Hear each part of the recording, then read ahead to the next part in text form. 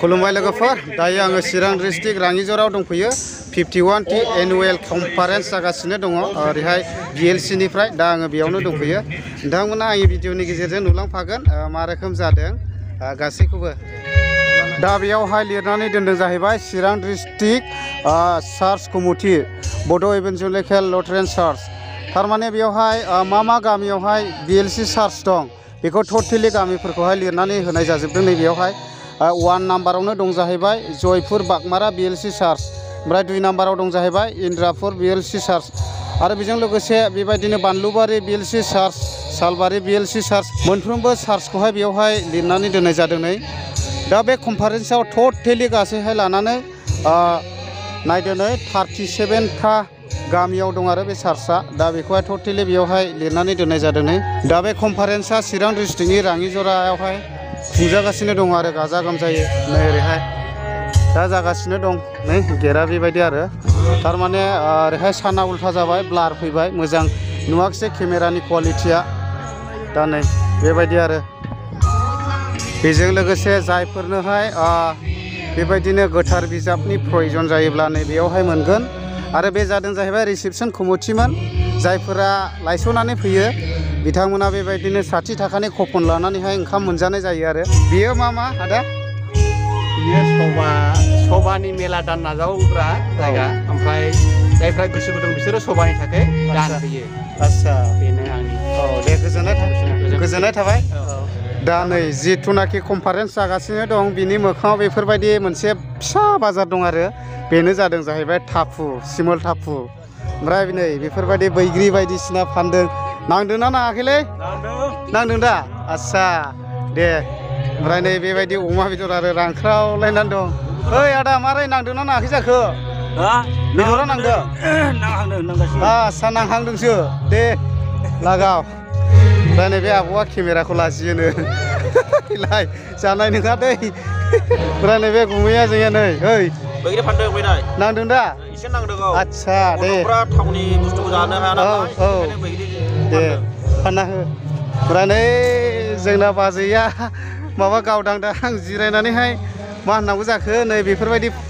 भुटाननि बुस्थु फानदों आरोना ओमफ्राय नै ओरैबो सासेबाव ओमफ्राय नांदोंना नाङाखैलै बाजै आच्छा दे नांबायनो आरोखि ना लाब थायो दा दे बे गेसावानोथ' जादोंलै दे फानबाय था ओरैबायदि डेन्जार माहाजोनखालाय बाजै ने होमबाबो फानदो दे थारमाने फैसा जोङो थोखानानैलाय ने बाजै मोननाय मानि नांगौ दा अब्लाबो फानदों आरोना जोंना बर' माखासे मानसिफ्रा फाननो लाजियो एक्सुवेलि लाजिनो नाङा आरो दा नैबे बादाफोरा गासैबो डिलिगेट थाफैनायफोरनि बादा नै सारिगिदिं जेरैजोंबो दङ नै 37था बादा जानांगौ बेयाव डिलिगेटफोरा टटेलि डाइनिं हलखौ बेबायदि बानायदों नै बिथांमोना गुमै दिनैहाय मा बेदर जाखो ओमफ्राय दाउ आच्छा दा ओरैबायदि बिथांमोननिबो अमा बेदरजों दाउजों जाखाबाय जायफोरा अमा बेदर जाया बे दाउ जाबाय मा आब' नाफाथि औ समायलायखादों दिनै आब'आखौ नै औ सिनायाबो जानो हागौ एसे मोजां नायबानो जाबाय जोंनि लोगोफ्रा एसे सोरैयो दा बे कनफारेन्सआवनो जायन्स इंलिश स्कुलनिफ्राय नै नानिमोना मोसानो रेडि जानानै दंसै नै दा दसेनि उनावनो बिसोरो मोसागोन नोंसोरो मोसागोन दा नानि ने औ रेडि जोबसै दा दे दा बिसोरो मोसागोन आरो दसेनि उनावनो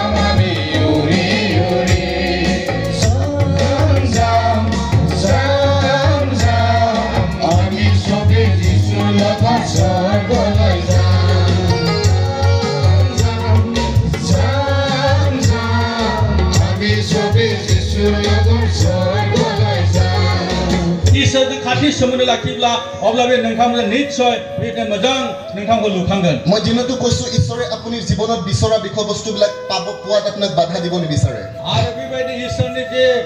मुवा बेसादखौ मोननो थाखाय बेखौ इसोरा मालाबाबो बियो बाधा होआ ঈশ্বৰে আপোনাক প্ৰেম কৰা বাধা দিব নিবিচাৰে आरो नोंथांनि मोजां मोनलायनायखौ इसोरा बाधा होनो गोसो गैया আপোনাৰ ড্ৰিম ফুলফিল কৰা বাধা দিব নিবিচাৰে नोंथांनि सिमांखौ जाफुंनायाव बियो बाधा होनो गोसो गैया বাট ঈশ্বৰে কৈছে যে ইন দ্য বিগিনিং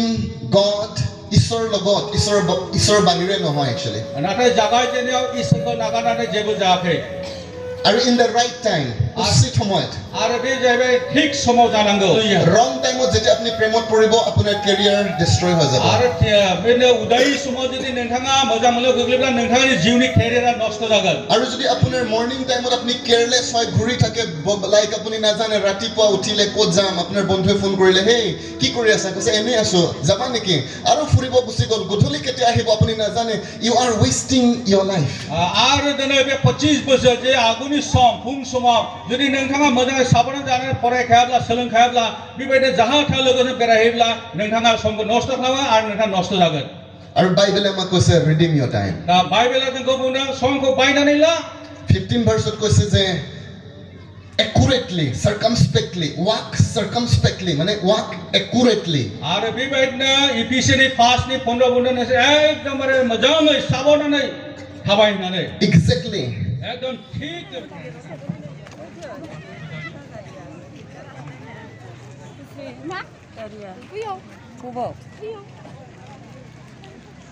दा जेथुनाखि सानथामनि हाबाफारि लानानै जादोंमोन